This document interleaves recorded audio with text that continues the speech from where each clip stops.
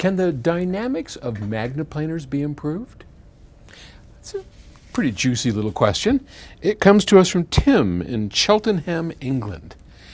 Hey Paul, I have a pair of Magnepan .7s which I love and work practically for our family, as I can push them out of the way when they're not in use.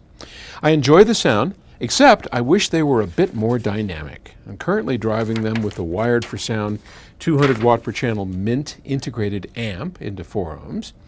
Would adding a sub and better amplification improve the dynamics? If so, which would you choose? I don't need crave masses more, just a bit. I mainly listen to vocal and acoustic, but not always. Okay.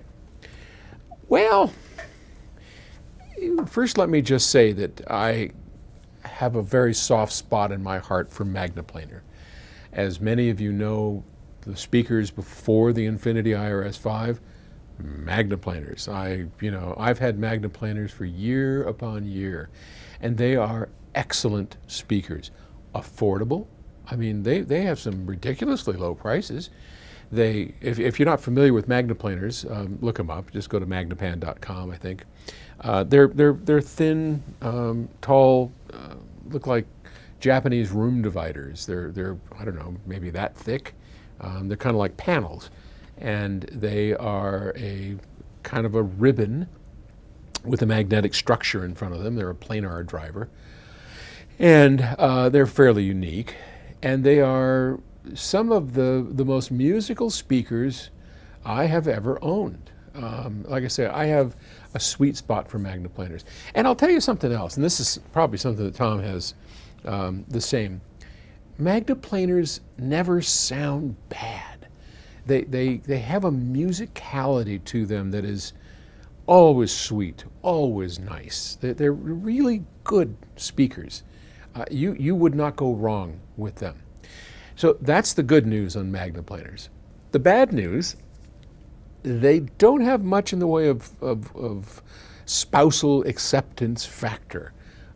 Because they are tall, because they are these flat panels that take up a large part of the living area.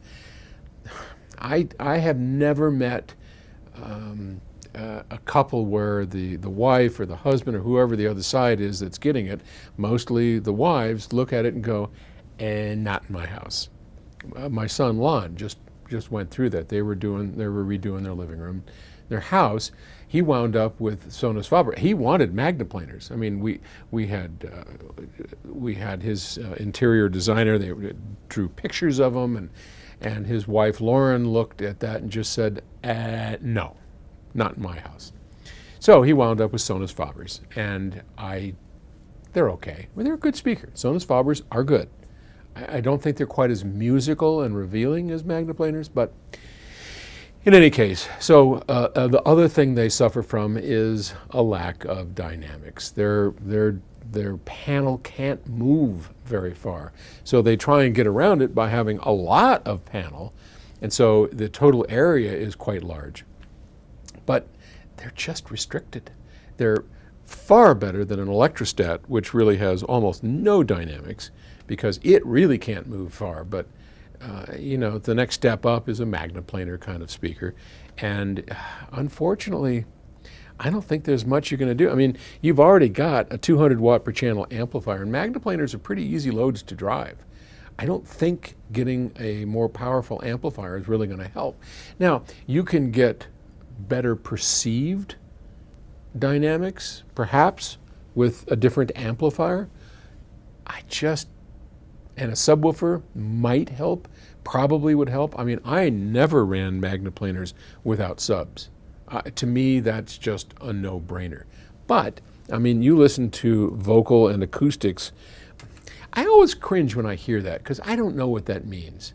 I mean, most music, unless you're listening to a cappella choirs, is rather dynamic and has bass. And Magneplanars don't have bass. So your best bet's probably to add a sub.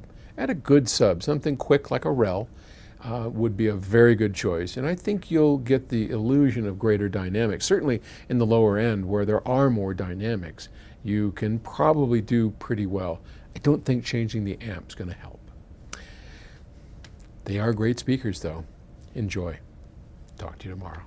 Bye.